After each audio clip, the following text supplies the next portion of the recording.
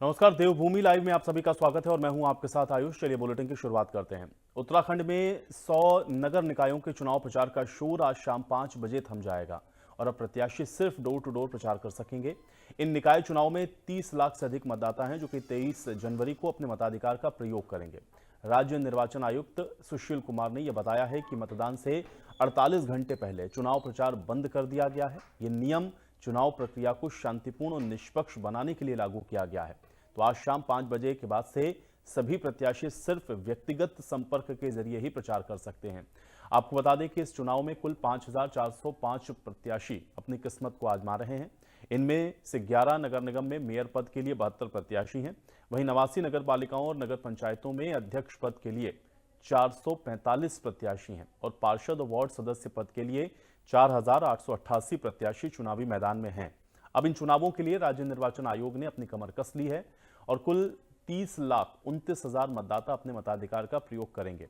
मतदान के लिए 1,515 मतदान केंद्र और 3,394 मतदेय स्थल बनाए गए हैं। चुनाव प्रक्रिया के लिए 16,284 चुनाव कर्मी और 25,800 सुरक्षा कर्मियों की तैनाती की गई है। इसके अलावा पोलिंग पार्टियों के आवागमन के लिए 846 हल्के और 572 भारी वाहनों की व्यवस्था भी की गई है। तो आज इन्हीं मुद्दों पर चर्चा के लिए हमारे साथ एक खास पैनल जुड़ेगा, उनसे भी हम इस विषय पर चर्चा करेंगे क्योंकि आज शाम 5 बजे से चुनाव का जो शोर है वो फिलहाल थमने वाला है और निकाय चुनाव में अब कौन जीतेगा कौन हारेगा इसका फैसला जनता को करना है, क्योंकि अब ये जो चुनाव प्रचार है उसका शोर आज थमने वाला है। हालांकि सबके अपने अपने दावे हैं, सारी आप देख रहे हैं कि पार्टियां जो कि इस चुनावी मैदान में हैं वो अपनी अपनी जीत के दावे कर रही हैं और अब इस जीत और इन दावों के बीच में आखिर जनता किसको चुनती है ये देखना उससे भी ज्यादा महत्वपूर्ण रहने वाला है। तो आज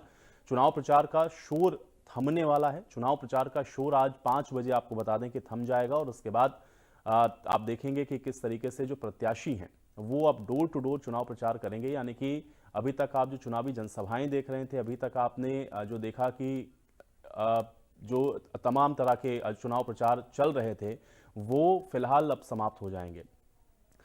तो नगर निकायों में आज 100 नगर निकाय हैं जिनमें चुनाव प्रचार का शोर 5 बजे थमने वाला है। प्रत्याशी अब डोर टू डोर सिर्फ चुनाव प्रचार करेंगे और इन निकाय चुनाव में 30 लाख से अधिक मतदाता 23 जनवरी को अपने मताधिकार का प्रयोग करने वाले हैं। राज्य निर्वाचन आयुक्त सुशील कुमार की ओर से बताया गया है कि मतदान से 48 घंटे पहले चुनाव प्रचार बंद कर दिया गया है। ये नियम चुनाव प्रक्रिया को शांतिपूर्ण और निष्पक्ष बनाने के लिए लागू किया गया है। तो आज शाम 5 बजे के बाद से सभी प्रत्याशी सिर्फ व्यक्तिगत संपर्क के जरिए ही प्रचार करेंगे। आपको ये भी बता दें कि चुनाव में कुल 5,405 प्रत्याशी अपनी किस्मत को आजमा रहे हैं और इनमें से 11 नगर निगम में मेयर पद के लिए 72 प्रत्याशी हैं। 89 नगर पालिका और नगर पंचायतों में भी अध्यक्ष पद के लिए 445 प्रत्याशी और पार्षद और वार्ड सदस्य पदों के लिए 4,888 प्रत्याशी चुनावी मैदान में हैं। तो निकाय चुनाव का प्रचार प्रसार आज थमने वाला है और सभी पार्टियां आप देख रहे हैं कि पूरे दमखम के साथ इन निकाय चुनावों में उतरी हुई हैं। तमाम तरह के वायदे आप देख रहे हैं कि जनता के साथ किए जा रहे हैं, लेकिन अब ये निकाय चुनाव के इस शोर के थमने के बाद किस तरह से इस चुनाव प्रचार को देखा जा रहा है और इस बार चुनाव प्रचार को लेकर के कितना आश्वस्त हैं, इस निकाय चुनावों में जीत को लेकर के पार्टियां कितनी आश्वस्त हैं, इस पर चर्चा करते हैं। फिलहाल 2 मेहमान हैं मेरे साथ, पहले उनका परिचय आपके साथ करवाते हैं। डॉक्टर प्रतिमा सिंह जी हमारे साथ, प्रदेश प्रवक्ता कांग्रेस की ओर से। डॉक्टर प्रतिमा सिंह जी, बहुत स्वागत है आपका। और हमारे साथ अरुण शर्मा जी हैं, वरिष्ठ पत्रकार हैं। अरुण जी, आपका भी बहुत स्वागत है। प्रतिमा जी, चूंकि अब चुनाव प्रचार का शोर थम गया, अब तो प्रत्याशी केवल डोर टू डोर कैंपेनिंग करेंगे। इन निकाय चुनावों को किस नजरिए से आप देख रही हैं और खासतौर से कांग्रेस पार्टी इसको लेकर के कितना आश्वस्त है अपनी जीत को लेकर के? आपका पहला रिएक्शन मैं इस पर चाह रहा हूं। देखिए, बिल्कुल कांग्रेस पार्टी जो है अपनी जीत को लेके पूरी तरह आश्वस्त है, क्योंकि अगर मैं सिर्फ देहरादून की बात करूं तो देहरादून निगम में भारतीय जनता पार्टी पिछले 15 सालों से काबिज है और उसके बावजूद आज जो देहरादून की स्थिति है, स्मार्ट सिटी के नाम पे जो है जनता के विश्वास के साथ को छलने का कार्य किया गया। अब सड़कें हैं या गड्ढों में सड़क है या सड़क पे गड्ढे हैं, ये व्यक्ति बता नहीं सकता। आज जिस जो है राज्य को बने हुए 22 सालों से भी ज्यादा का समय हो गया है, वहां पर सीवर की लाइंस अभी भी पड़ रही हैं और उसकी वजह से वो कितनी अनियमितताएं उसमें हो रही हैं वो भी जग जाहिर है। तो और भ्रष्टाचार का एक प्रमुख मुद्दा है जो देहरादून निगम की बात मैं करूंगी कि कितने भ्रष्टाचार सामने आए हैं, चाहे वो होर्डिंग और यूनिपोल का मामला हो, चाहे वो स्वच्छता समिति घोटाला हो, चाहे वो जमीन जो है निगम की जो जमीनों पे कब्जा करने की बात हो उसका घोटाला हो, और जो है जिस तरीके से स्मार्ट सिटी के नाम पे और दीवारों के रंग रोगन के नाम पे जो घोटाला हुआ है वो सबके समक्ष है। और ये सब होते हुए भी धामी जी और भारतीय जनता पार्टी की सरकार अपनी आंख मूंद करके बैठी थी, और ये आज ट्रिपल इंजन की बात करते हैं। तो मुझे लगता है ट्रिपल इंजन की सरकार तो जो है इनकी कई सालों से है। तो जब आप अब तक नहीं कुछ कर पाए सिवाय जनता की आंखों में धूल झोंकने के, तो इस वक्त भी जनता ने ये मन बना लिया है कि भारतीय जनता पार्टी को उन्होंने बहुत देख लिया, कभी डबल इंजन की सरकार के नाम पे, कभी ट्रिपल इंजन की सरकार के नाम पे, और इस बार जनता का जो समर्थन है और जनता का जो प्यार कांग्रेस पार्टी को मिल रहा है, चाहे वो किसी भी वार्ड में आप चले जाइए, तो ये बिल्कुल कांग्रेस पार्टी पूर्णतः आश्वस्त है कि भारतीय जनता पार्टी का जो असली चेहरा है वो हम जनता के समक्ष लाने में सफल हुए हैं, और जनता हमें अपना समर्थन भी ठीक देगी है और प्रतिमा जी, आशीर्वाद मुझे भी तो लगता है कि अभी उसके लिए थोड़ा सा इंतजार हम लोग और करते हैं। बहरहाल आप अपनी जीत के दावे कर रही हैं और देखते ही हैं कि जनता इसको किस नजरिए से देख रही है। अरुण जी है मेरे साथ। अरुण जी, पार्टियां देखिए अपनी अपनी जीत के अरुण जी दावे करेंगी, क्योंकि बीजेपी के प्रवक्ता अभी मेरे साथ नहीं है, लेकिन पार्टियां तो यही कह रही हैं। बीजेपी होगी वो कहेगी कि हम जीत रहे हैं, कांग्रेस कह रही है कि हम जीत रहे हैं, लेकिन असल स्थिति आप कैसे देखते हैं निकाय चुनावों की? और जो बात बार बार हम लोग देखते हैं इस कैंपेनिंग में की जाती है कि भाई ये निकाय के चुनाव, चूंकि लोकल बॉडीज के जो चुनाव होते हैं बहुत छोटे छोटे मुद्दे होते हैं, सड़क, बिजली, सीवर, ये सारी समस्याएं। क्या जनता आपको लग रहा है कि इन सारे विषयों पर स्टक है, या इस पर वोटिंग हो रही है, या कुछ और चीजें आपको नजर आ रही हैं? कैसे देख रहे हैं निकाय चुनावों को आप? देखिए, सबसे छोटी सरकार बनाने की दिशा में उत्तराखंड की जनता अग्रसर है, क्योंकि जो ये चुनाव होते हैं स्थानीय निकाय और पंचायतों के, हालांकि इसके बाद पंचायतों के भी चुनाव होंगे, लेकिन अभी स्थानीय निकाय की बात करेंगे। 100 निकायों में चुनाव हो रहा है, उसमें नगर निगम 11 नगर निगम भी है, नगर पालिकाएं भी है, नगर पंचायत भी है। और हम ये देखें कि पिछले 8 साल से लगभग 2 महीने बाद 8 साल हो जाएंगे, 8 साल से इस प्रदेश में भारतीय जनता पार्टी की सरकार है। उससे पहले कांग्रेस की सरकार थी, और नगर निकायों में भी ऐसे ही रहा। कई जगह लंबे समय से भारतीय जनता पार्टी काबिज रही, कई जगह कांग्रेस काबिज रही। तो ये देखिए, क्योंकि ये चुनाव स्थानीय होते हैं, स्थानीय मुद्दों पर लड़े जाते हैं। और आपने ठीक कहा था कि पानी, बिजली, सड़क, नाली, ये सब चीजें, सीवर, इन चुनावों के मुख्य मुद्दे होंगे। कहीं कूड़ा होगा, जैसे ऋषिकेश नगर निगम है, ऋषिकेश नगर निगम में कूड़े का पहाड़ बहुत बड़ा मुद्दा है जी। वो 15 साल एक आदमी वहां रहा है नगर पालिका अध्यक्ष। उसके बाद बीजेपी मेयर, पहला जो मेयर था वो बीजेपी का 5 साल रहा, 1 साल और हो गया। तो आप ये लगा लीजिए कि 15 और 6 21 साल से वो कूड़े का पहाड़ है, और 20 शहर में है। और जब भी बारिश होती है तो बड़ी दुर्गंध चारों तरफ आती है, तो वो एक बहुत बड़ा मुद्दा है। उसी तरह मुझे लगता है कि देहरादून में स्मार्ट सिटी बहुत बड़ा मुद्दा है, क्योंकि स्मार्ट सिटी के नाम पे जिस तरह लोगों ने दुश्वारियां झेली है देहरादून के, कि सड़क खुद गई तो उसको बनाने का किसी को होश नहीं है। और स्थिति तो यह है कि एक तरफ सड़क बन जाती है, मान लिया सीवर डल गया, सड़क बन गई, तो पानी वाले आके उसे खोद देते हैं, वो सड़क बना दे तो बिजली वाले खोद देते हैं। अब यही समझ नहीं आ रहा कौन खोदेगा, कौन बनाएगा। स्थिति ये है कि आज की तारीख में देहरादून में अंडरग्राउंड केबलिंग के नाम पे तमाम जगह सड़कें खुदी पड़ी है जी। और जब ये शिकायत डीएम के सामने पहुंची तो डीएम को रोक लगानी पड़ी कि अब जो काम होगा वो चुनाव के बाद होगा। वैसे ही सबको सामने दिख रहा है। तो ये बहुत बड़ा मुद्दा है।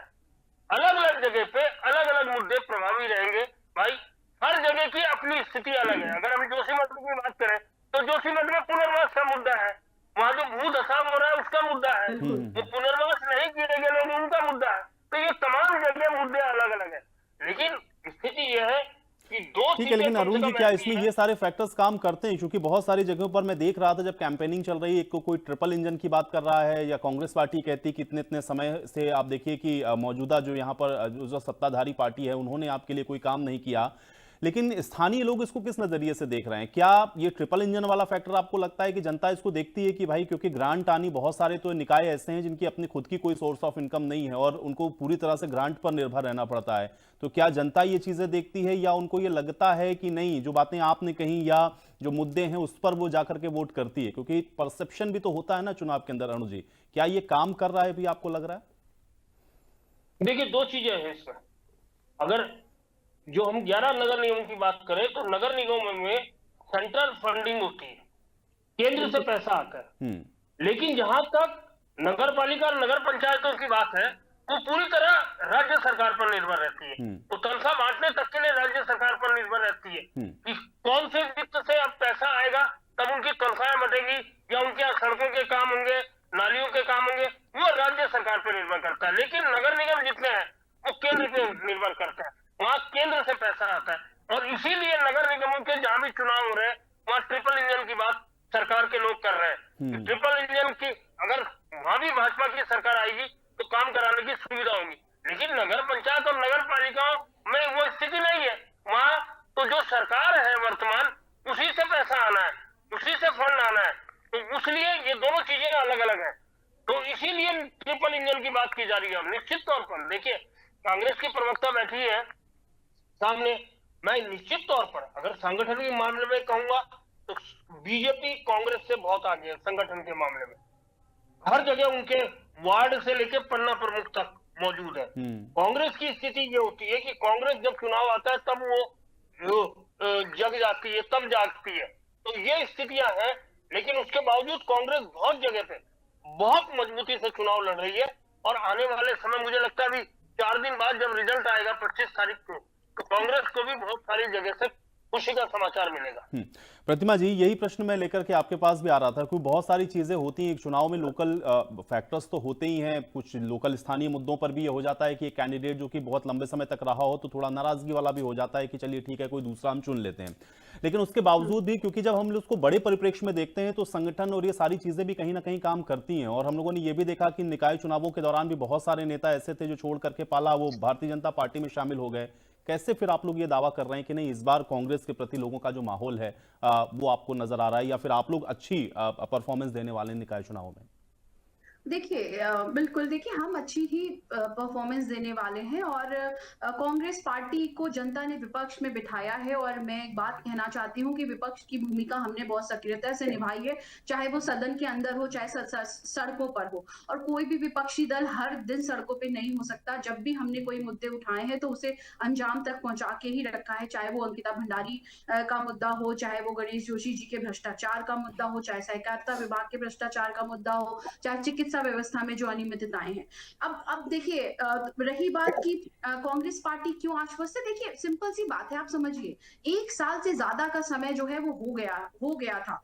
हाई कोर्ट ने 10 बार सरकार को बोला कि आप अक्टूबर से पहले अपने चुनाव करा लीजिए। उसके बावजूद सरकार के सामने हार का डर था। यही वजह थी कि आपने जो है हाई कोर्ट की अवमानना करने का भी कार्य किया। तो आज आपने 1 साल से ज्यादा का जो डिले है वो इसी वजह से किया कि सिर्फ और सिर्फ जो है हार का डर आपके सामने था, क्योंकि भारतीय जनता पार्टी के सामने अपने कामों का रिपोर्ट कार्ड नहीं है। और ये बात मुझे कहने में कोई गुरेज नहीं है। यही वजह थी कि आपने देखा जब इनके स्टार प्रचारकों की जो है लिस्ट आई तो आपने देखा कि किस तरीके से जो है उत्तर प्रदेश के मुख्यमंत्री का नाम था उसमें, और सुधांशु त्रिवेदी से लेकर के कई ऐसे बड़े केंद्रीय नेता का नाम था, मंत्रियों का नाम था, जो शायद आए भी नहीं। क्योंकि वो इसी वजह से नहीं आए क्योंकि उन्हें पता था कि भारतीय जनता पार्टी की जो सरकार उत्तराखंड में बैठी है उन्होंने जनता के हितों के लिए कुछ नहीं किया है। तो वो नहीं चाहते थे कि इस हार का ठीकरा वो अपने सर पे ले, इसलिए शायद उन्होंने नहीं आया। चुनाव का आखिरी चुनाव प्रचार का आखिरी दिन है और आपको कोई भी नजर नहीं आ रहा। तो ये सारी चीजें हैं। और हमारा जो,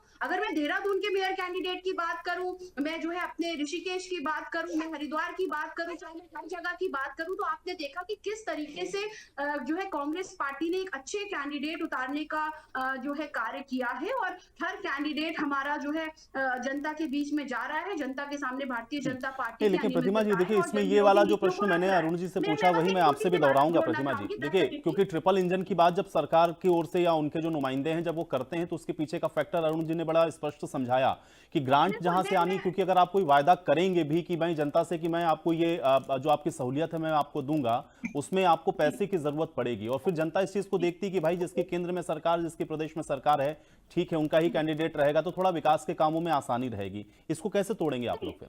नहीं, देखिए ऐसा नहीं है। सरकारें देखिए, जब कांग्रेस पार्टी की भी सरकार केंद्र में रही उसके बावजूद भी ऐसा होता था कि कई निगमों में जो है कांग्रेस की सरकार नहीं थी, तब भी मुझे लगता है ये कॉन्स्टिट्यूशनल प्रोविजंस हैं, संवैधानिक व्यवस्थाएं हैं। और कोई भी सरकार क्योंकि भारतीय, बिल्कुल आपने सही सवाल किया, क्योंकि भारतीय जनता पार्टी की जो मानसिकता है वो बड़ी अजीब है। वो लोकतंत्र के पक्ष में नहीं रहते हैं। यही वजह है कि इन्हें बार बार कहना पड़ता है जनता को, एक तरीके से ये धमकी भी स्टेटमेंट होता है कि आप ट्रिपल इंजन की सरकार ले आइए, आप डबल इंजन की सरकार आएगी और काम होगा, क्योंकि इन्हें पता है, ये जाते हैं कि ये विपक्ष की जहां पे सरकारें होती है उसके साथ ये डिस्क्रिमिनेशन करते हैं। तो यही वजह है कि एक तरीके से इनडायरेक्टली अगर आप इस बात को देखें तो ये जनता के हित की बात नहीं करते हैं जब ये डबल इंजन ट्रिपल इंजन की सरकार की बात करते हैं। ये सिर्फ और सिर्फ जनता को, मुझे लगता है, इनडायरेक्टली धमकी देने की बात करते हैं। तो कॉन्स्टिट्यूशनल मशीनरी है, हम निगम में काबिज होंगे तो पैसा तो मोदी जी को देना ही पड़ेगा, पैसा तो सरकार को देना ही पड़ेगा। क्या आप संविधान के विरुद्ध चले जाएंगे? वैसे इसमें कोई दो राय नहीं है कि कई बार संविधान के विरुद्ध गए हैं वो, क्योंकि संविधान ना वो संविधान निर्माताओं पे अपनी आस्था कभी जताते हैं ना संविधान को कभी मानते हैं। तो आप बिल्कुल सही कह रहे हैं, लेकिन लेकिन क्या वजह है कि बहुत लंबे समय से फिर अगर ये सारे फैक्टर्स काम कर रहे थे तो फिर बहुत लंबे समय से कुछ जगहों पर तो सूखा कांग्रेस पार्टी का अब तक खत्म हो जाना चाहिए था, वो क्यों नहीं हो पा रहा है? फिर अगर आप ये कह रही हैं कि काम भी नहीं कर रहे हैं फिर भी काबिज हैं, तो कारण क्या है इसका? देखिए, बिल्कुल मैं वही एक छोटी सी बात, आप समझिए, उत्तराखंड में चुनाव, निगम के चुनाव हैं, ठीक है। निगम के चुनाव के ही ड्यूरेशन में मदरसों का मुद्दा सामने आ जाता है। मदरसों के में किस तरीके से ऑडिटिंग होने की बात है, ये मुद्दा सामने आ जाता है। चुनाव आयोग खामोश बैठा है। यूसीसी का मुद्दा, 2022 से यूसीसी के गठन की आप बात कर रहे हैं, उसके बावजूद आज जो है आप उसे उसकी इम्प्लीमेंटेशन का समय देखिए। आप 2 दिन बाद आपकी वोटिंग होनी है और आप पिछले 3 दिनों से यूसीसी उसकी इम्प्लीमेंटेशन की बात कर रहे हैं। आप जनता की आंखों में धूल झोंकने की बात कर रहे हैं जब आप ये कह रहे हैं कि यूसीसी के माध्यम से आप प्रदेश की, लेकिन प्रतिमा जी ऐसा कैसे होगा भाई? सड़क, बिजली, पानी, अगर आप ये कह रहे हैं सड़क, बिजली या सीवर की समस्या जनता को है, प्रतिमा जी सड़क, बिजली और सीवर की समस्या है, तो वो जनता जो उससे परेशान है उस यूसीसी से कैसे कन्विंस हो जाएगी भाई? यही एग्जैक्टली यही तो मेरा पॉइंट है, आप समझ नहीं रहे हैं। देखिए, एक बात समझिए, ये जो है भारतीय जनता पार्टी है, इनके पास ध्रुवीकरण, सांप्रदायिकता और तुष्टीकरण, वो सारी चीजें ठीक है। वो अगर विधानसभा चुनाव के परिप्रेक्ष्य में या लोकसभा चुनाव के परिप्रेक्ष्य में कहती तो मैं, प्रतिमा जी, शायद एक बार आपकी बात को मैं हो सकता है कि ना काटता, लेकिन लोकल बॉडीज के चुनाव में बताइए, मेरे घर के बाहर की नाली सही नहीं है, मुझे यूसीसी से क्या मतलब भाई? उस नाली को जो सही करवाएगा मैं तो उसको वोट करूंगा। नहीं समझ रहे, यही तो मैं आपको सिर्फ समझाने की कोशिश कर रही हूँ। अगर भारतीय जनता पार्टी को ये नहीं लगता कि ये वजह हो सकती है, ठीक है अरुण जी, ठीक है, एक छोटा सा रिएक्शन ले रहा हूँ, मेरे पास समय की थोड़ी सी कमी है। अरुण जी आप ये देखिए, यही जनता को समझाने की कोशिश कर रहे हैं। इसलिए पिछले 3 लोकसभा चुनाव से और 2 विधानसभा चुनाव से ये सत्ता से बाहर है। देखिए, जनता से बड़ी कोई चीज नहीं होती। जनता जो अपने मताधिकार का प्रयोग करती है तो वो किसी पक्ष को जिताती है तो दूसरे को आईना भी दिखाती है। अगर वो नहीं समझते तो वो ये कांग्रेस को आईना बार बार दिखाया जा रहा है और ये नहीं समझ रहे। ये उन मुद्दों पे जनता को उलझाने की कोशिश कर रहे हैं जो मुद्दे सीधे सीधे जनता से जुड़े ही नहीं है। अब एक बात बताइए, विधानसभा में तो सिर्फ विकास का मुद्दा उठाया, ठीक है। अब आप लोग इसी आरोप प्रत्यारोप के बीच में मुझे चर्चा यहीं समाप्त करनी पड़ेगी। बहुत शुक्रिया, आप लोगों ने समय निकाला चर्चा का हिस्सा बने। तो आज निकाय चुनाव के प्रचार का शोर तो थम गया है, पार्टियों के अपने अपने दावे हैं, लेकिन अब देखना यह है कि जनता इन दावों को किस नजरिए से देख रही है और इस बार वो किसके पक्ष में वोट करती है। इसके लिए चुनाव और चुनाव नतीजों का इंतजार करिए। आज देवभूमि लाइव में मेरे साथ फिलहाल इतना ही।